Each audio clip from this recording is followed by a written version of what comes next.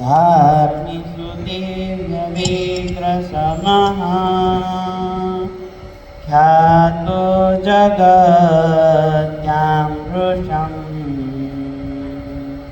दुर्गाख्ये नगरे नृपोत्तमगृहे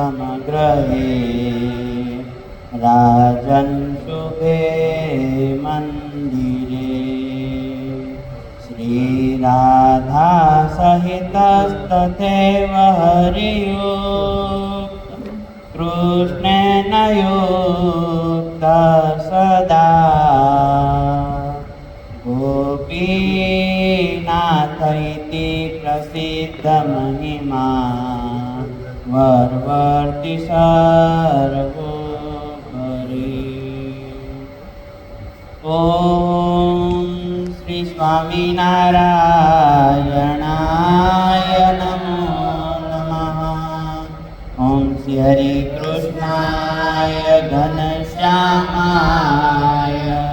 नीलकण्ठाय ॐ श्री सहजानंद स्वामिने नमो नमः। इष्टदेव भगवान श्री स्वामिनारायण निज मंदिर में विराजमान परिश्राम महाराज तथा सर्वे संतो हरिभक्तो અને બાળ વિદ્યાર્થીઓને મારા ભાવથી જય શ્રી સ્વામિનારાયણ। શ્રીમદ ભાગવત પુરાણ એ સર્વશ્રેષ્ઠ શાસ્ત્ર છે અને બધાને સાંભળવા અને વાંચવા યોગ્ય છે।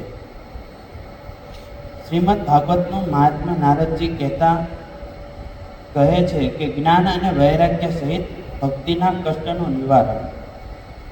નારદજીએ કહ્યું, જ્ઞાન યજ્ઞમ કરીશ્યામિ સુખ શાસ્ત્રો કચ્છવલમ ભક્તિ જ્ઞાન વિરાગાણમ સ્નાપનાર્થમ પ્રયત્નતઃ।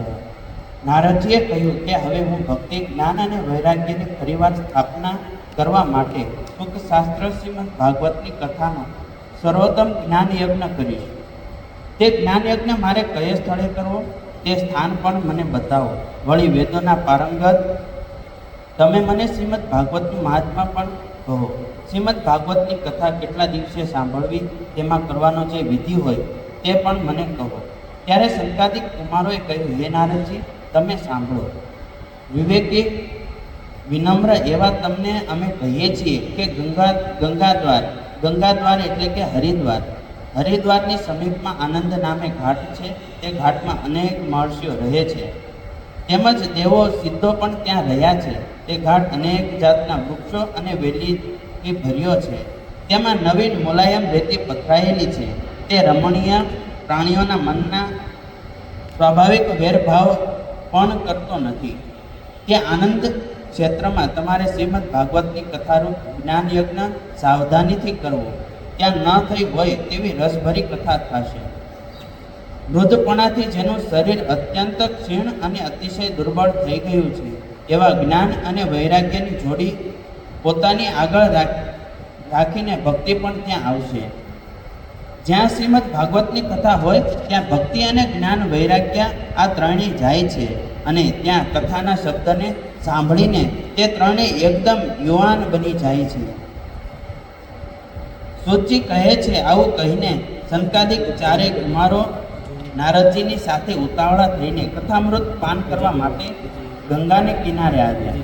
જ્યારે તે બધા ગંગાને કિનારે પહોંચ્યા ત્યારે ભૂલોકમાં, દેવલોકમાં અને બ્રહ્માના લોકમાં ખૂબ ખૂબ જાહેરાત થઈ ગઈ।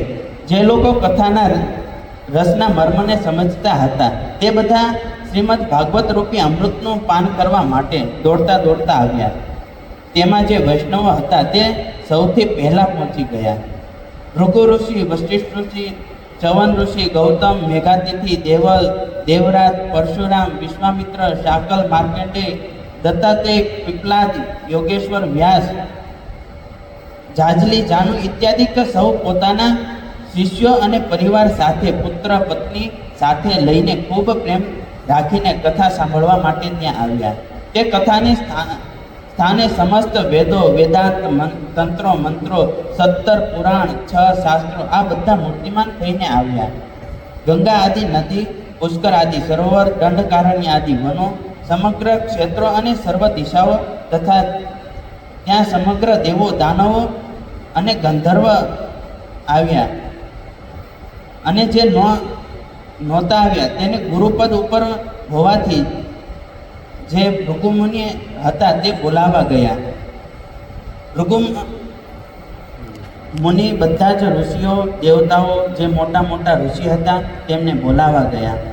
એટલે આપણે આ રવિ સભાની અંદર શ્રીમદ ભાગવત મહાપુરાણનું જ્ઞાન યજ્ઞ થયું છે. તો તમારે આજુબાજુના જેટલા હરિભક્તો હોય, જેટલા અડોશ પાડોશ હોય, એ બધાને જ આ કથા સાંભળવા માટે બોલાવી લાવો.